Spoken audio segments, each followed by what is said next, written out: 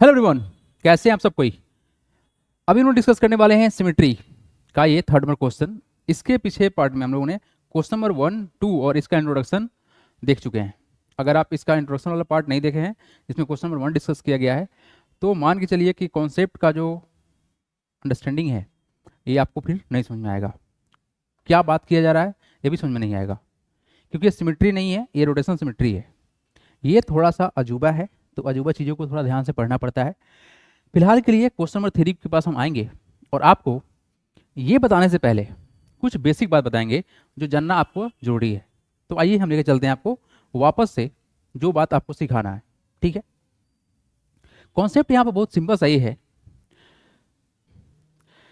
देखिए, तो यहाँ पर आपको ये समझना है कि सर हमारे पास एक सिमेट्री होता है और एक रोटेशनल सिमेट्री होता है। इस दोनों में क्या डिफरेंस है, पहला बात। हालांकि इसको तो हम बताते ही आ रहे हैं इस टॉपिक में, बट एक बार फिर से बता दे रहे हैं। लेट सपोज हमारे पास एक सर ट्रेंगल है, इक्विलेटरल ट्रेंगल है। इस ट्रेंगल को अगर सर हम बीच से ऐसे काटे, आपको पता है कि इक्विलेटरल ट्रेंगल है तो तीनों साइड तो आपस में बराबर होगा सर, ये बात आपको पता है। बट हम ये कहना चाह रहे हैं कि सर इस साइड को हम एकदम आधा कर देंगे, एकदम आधा कर देंगे और बीच से काटेंगे तो ये एंगल को भी काटेगा। और इस तरह से सर हमको ये ट्रेंगल और हमको ये वाला ट्रेंगल एकदम डिटो सेम टू सेम मिलेगा। क्या मिलेगा सर? हमको सेम टू सेम मिलेगा। ये दोनों ट्रेंगल सेम होगा। और इस कंडीशन में ये क्या कहलाएगा सर? सिमेट्री कहलाएगा, क्योंकि इससे दोनों पोर्शन बराबर हो जाएगा। ये ट्रेंगल और ये ट्रेंगल दोनों बराबर हो जाएगा। ठीक है सर। तो इस तरह से देखा जाए तो सर यहाँ पर कितना सिमेट्रिकल लाइन पॉसिबल है? सर 3 साइड और तीनों इक्वल थे सर, 3 सिमेट्री तो पॉसिबल है। ये बात आपको समझ में आ गया कि सर दो चीज़ों को लेट सपोज एक सिंबल से बात करते हैं। आपके पास अगर 10 रुपीज़ का कॉइन है या फिर ये हमारे पास स्केल है, अगर ये मान लेते हैं सर 20 सेंटीमीटर, इस 30 सेंटीमीटर का है, 30 सेंटीमीटर का ये वाला पार्ट, तो इसको अगर हम 20 से काटे, 15 सेंटीमीटर पर काटे, तो क्या दोनों आपस में बराबर होगा? हाँ सर बराबर होगा। अगर एक को उठा के दूसरे पर रख दें तो क्या होगा सर? ये कवर कर लेगा, कोइंसाइड कर लेगा। जस्ट लाइक दैट इस ट्रेंगल को अगर हम 20 से काटेंगे तो सर ये सिमेट्री हो जाएगा, मतलब आपस में बराबर हो जाएगा। लेकिन अब ये बात हो रहा है कि सर अगर हम इसको रोटेट करेंगे तो क्या होगा सर? एंगल फॉर्मेशन होगा। तो अगर आप रोटेट करोगे तो रोटेट होने के बाद क्या ये सेम दिखेगा या नहीं दिखेगा? यहां पर सवाल था कि क्या इसमें सर सिमेट्री होगा, यानी काटने के बाद क्या ये बिल्कुल आइडेंटिकल दिखेगा। यहां सवाल ये है कि क्या इसको रोटेट करने पर क्या आइडेंटिकल दिखेगा, मतलब सर किसी एंगल पर जब घुमाएंगे तो क्या ये सेम टू सेम दिखेगा या नहीं दिखेगा, बात ये चल रहा है। तो इसको घुमाने के लिए हम एक काम करते हैं, पहले तो हम इसको घुमा के दिखाते हैं आपको कि क्या ये घूमने के बाद सेम टू सेम रहेगा या नहीं रहेगा। अभी आप समझो इस बात को कि सर अभी ये हमारा ऐसे दिख रहा है, अगर हम इसको रोटेट कर दिए, लेट सपोज सर हमने ऐसे इसको रोटेट कर दिया, आप इस चीज को इग्नोर करना, इस वाले डॉट को इग्नोर करना, मतलब इसको हम उठा के यहाँ पे लेके आए हैं, तो क्या आपको figure ditto same to same दिख रहा है या नहीं दिख रहा है? अगर हम इसको उठा के सर इस पर पेस्ट कर दे या इस पर पेस्ट कर दे तो क्या एक दूसरे को ओवरलैप कर देगा या नहीं कर देगा? बिल्कुल कर देगा। अगर हम इसको घुमा के सर ऐसे कर दिए तो क्या ये फिगर और ये जो फिगर आपको दिख रहा है क्या ये सेम है? हाँ बिल्कुल सेम है सर। मतलब ये हुआ कि सर अगर रोटेट करने के बाद फिगर सेम दिखता है then it is called what sir? It is called rotational symmetry. तो दो बात है, एक सिमेट्री होगा that is called reflection symmetry. Reflection का मतलब क्या हुआ कि अगर हम यहाँ पे मिरर लगाते हैं तो जो इधर है वही चीज आपको अंदर दिखेगा, डिटो सेम टू सेम दिखेगा। और रोटेशनल में क्या होगा सर बात? जब इसको रोटेट कराएंगे तो सर ये आइडेंटिकल दिखेगा। क्या दिखेगा? आइडेंटिकल दिखेगा। तो रहा सवाल सर कि यहाँ पर कितना सिमेट्रिकल लाइन है, तो यहाँ पर 3 दिख रहा है, और यहाँ पर रोटेशनल सिमेट्री कितना है सर? यहाँ भी 3 है। ठीक है सर। एक बात और जानिए छोटा सा, किसी भी फिगर को अगर पूरा कंप्लीट रोटेट करा दे, मतलब 360 डिग्री पर घुमा दे, तो ऑटोमेटिक क्या हो जाएगा सर? रोटेशनल सिमेट्री को फॉलो करेगा ही करेगा, क्योंकि वो खुद के जैसा दिखेगा। अब आते हैं वापस से हम क्वेश्चन पे। कुछ कॉन्सेप्ट्स और है जो जान लोगे तो समझना आसान रहेगा, अदरवाइज रटना पड़ सकता है। Line of symmetry in quadrilateral का बात करते हैं तो सर रेक्टेंगल में sir 2 he line of symmetry बनेगा। मतलब इसको अगर हम लोग काटे तो सर हमारे पास सिमेट्री लाइन बनेगा सर ऐसे। मतलब क्या हुआ? ऊपर वाला पार्ट नीचे वाला पार्ट बराबर हो गया, इसको हम कवर करेंगे तो बराबर हो जाएगा। या फिर हम इसको ऐसे भी काट सकते थे। मतलब ये हुआ कि सर सिमेट्री हो जाएगा, एकदम आधा आधा हो जाएगा। स्क्वायर में सर हम लोग का 4 होगा। ये पैरेललोग्राम है, इसमें कोई भी सिमेट्री नहीं होगा, याद रखिएगा। पैरेललोग्राम में सर कोई भी सिमेट्री नहीं होगा। मतलब आप ऐसे काट दोगे तो ये नीचे वाला पार्ट बराबर नहीं है, क्यों? ये वाला यहाँ पहुँच जाएगा, तो डिटो कॉपी नहीं हुआ। और ये वाला क्या होगा सर, यहाँ पहुंच जाएगा तो बड़ा छोटा हो जाएगा, सिमेट्रिकल नहीं कहलाएगा।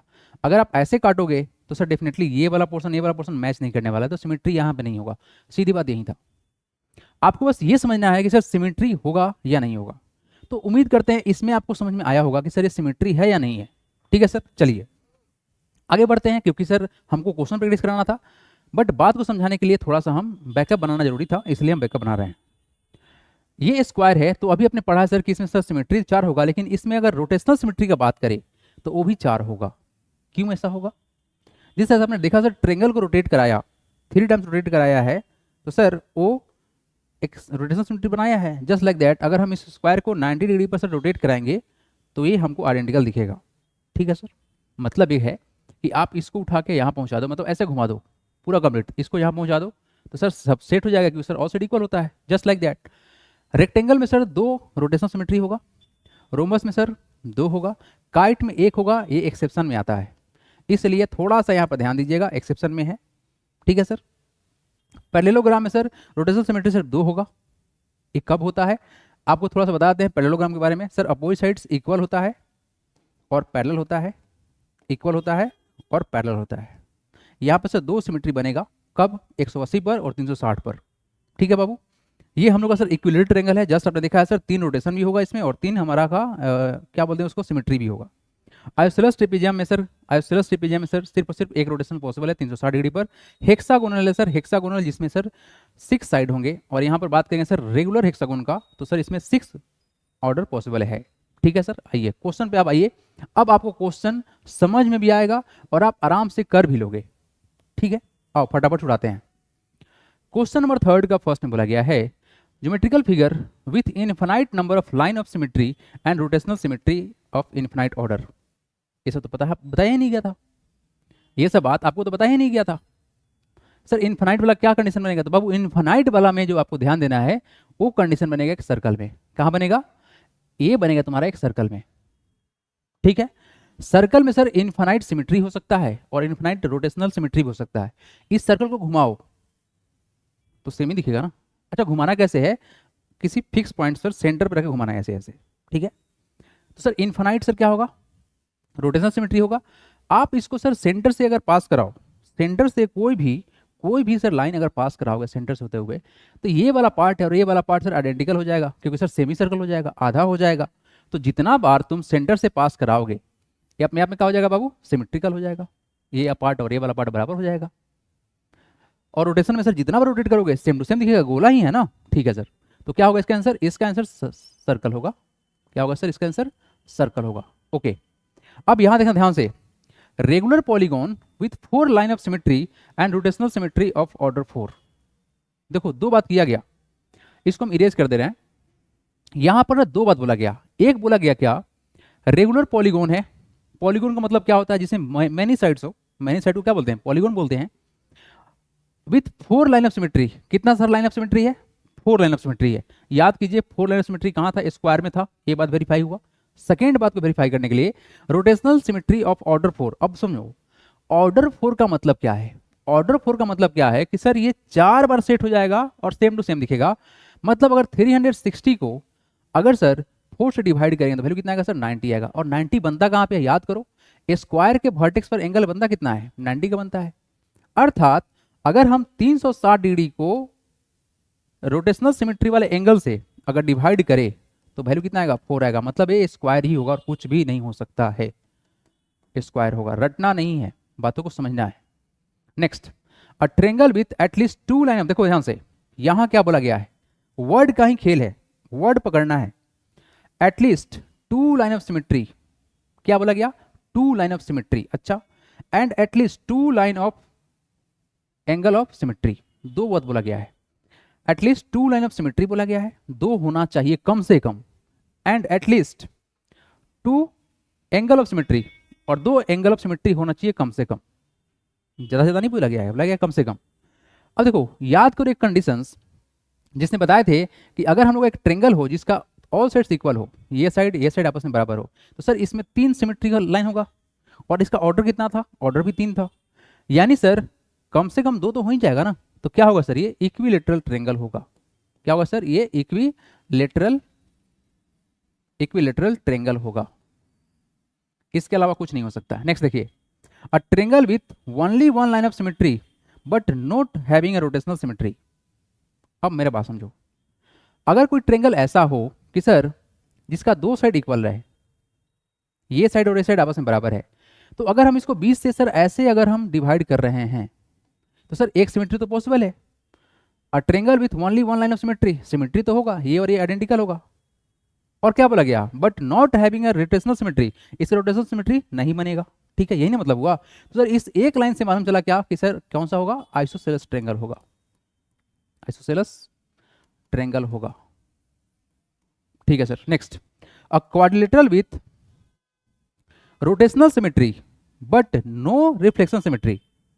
याद कीजिए, अगर हम किसी पैरेललोग्राम को पूरा एक कंप्लीट घुमा दे तो सर क्या बन जाएगा, वो रोटेशनल सिमेट्री तो हो जाएगा, बट रिफ्लेक्शन सिमेट्री याद कीजिए कि सर कुछ ऐसा जब फिगर था, ऐसा कुछ फिगर है, ये छोटा बड़ा होता है, इसको भी हम ऐसे ही बनाने वाले हैं। यस, ये पैरेललोग्राम है। ठीक है बाबू, थोड़ा सा ज़्यादा तिरछा हो गया बट कोई बात नहीं, बातों को इग्नोर कीजिएगा, समझना है आपको, है ना। इसीलिए हम इतना बैकअप बना के चले हैं ताकि इसमें आपको प्रॉब्लम ना हो, ताकि आपको आराम से हम समझा पाएँ। तो देखो, अगर सीखना है तो जितना बार टीचर बता रहा है ना, उसको ध्यान से पहले नोट डाउन कर लो। आप बोलोगे सर बहुत टाइम लगता है, इतना लिखेंगे कहाँ से। अगर आप एक बार मेहनत कर लोगे ना तो आगे तुम इतना तेजी से बढ़ोगे ना कि जो तुम टाइम यहाँ पर लगाए हो उसका आउटपुट आपको 10 टाइम्स फास्टर बना देगा। लेकिन अगर आप ढंग से नोट्स नहीं बना रहे हो, जो टीचर एक्सप्लेन कर रहा है उसको आप नहीं लिख रहे हो, तो क्या होगा, यही होगा कि हमको बार बार चीज़ों को समझना पड़ेगा। क्यों, हमारे पास नोट्स तो है नहीं। और अच्छा बात क्या है कि अगर हम नोट्स बना लेंगे ना तो हमारे एक मेमोरी में बात सेट हो जाएगा कि ऐसा ऐसा कुछ होता है, और हम कोशिश करते हैं सिखाने का। ठीक है ना बाबू, तो सीखो बढ़िया से और अपने मार्क्स को इंप्रूव करो। तो सर इस कंडीशन में सर हमको मालूम क्या चला था कि सर यहाँ पर रिफ्लेक्शन नहीं बन पाएगा, आधा करने पर सर कुछ नहीं हो पाएगा। तो क्या होगा सर यहाँ पर आंसर हम लोग का होगा सर पैरेललोग्राम। क्या होगा सर, ये पैरेललोग्राम होगा। ठीक है। Next, quadrilateral with reflection symmetry but not having a rotational symmetry. यहाँ देखिए ये क्या बोल रहा है सर, ये क्या बोलना चाह रहा है, वर्ड को थोड़ा ध्यान से देखिएगा। क्या बोला गया है, a quadrilateral with reflection symmetry, reflection symmetry होगा but not having a rotational symmetry. अब देखो यहाँ पर ना एक बात को जानना पड़ेगा, हालांकि एक्सेप्शन के अंदर में आता है, थोड़ा सा ये थोड़ा सा ट्रिकी जरूर है, बट इसको आप याद कर लेना। हम आपको सिखाने वाले हैं एक ऐसा फिगर जिसको हम लोग 14 जनवरी को सेलिब्रेट करते हैं और इसको आराम से हम लोग हम उड़ाते भी हैं। इसके स्ट्रक्चर के बारे में थोड़ा सा आप जान लीजिए, क्योंकि स्ट्रक्चर जान लीजिएगा थोड़ा सा आसान रहेगा इसको याद करना भी। इसमें कहानी ये है कि सर इसका पड़ोसी वाला जो साइड है ना, एडजेसेंट साइड, ये इक्वल होता है, इक्वल होता है। तो अगर हम इसके बीच से सर ऐसे कोई लाइन को ड्रॉ कर रहे हैं तो लाइन ऑफ सिमेट्री बनेगा, ये दोनों आपस में बराबर होगा। तो सर यहाँ पर एक आंसर जो होगा आपका काइट होगा। क्या होगा सर, ये आंसर काइट होगा। A geometrical figure which has neither reflection symmetry and nor rotational symmetry, मतलब ना ही तो सर इसमें रिफ्लेक्शन सिमेट्री हो पाएगा और ना ही हम लोग का रोटेशनल सिमेट्री हो पाएगा, यानी दोनों बात को यहाँ पर फेल होने वाला है। ठीक है ना। अब दोनों बात को फेल करने के लिए कुछ ऐसा सिस्टम बनाएंगे जिसका ऑल साइड्स डिफरेंट डिफरेंट हो। तो ऐसा सीन बनेगा आपका, एक बहुत ही प्यारा सा ट्रेंगल है जिसका नाम है, बताओ खुद से, आप खुद से बताओ, जिसका तीनों साइड आपस में डिफरेंट डिफरेंट रहेगा।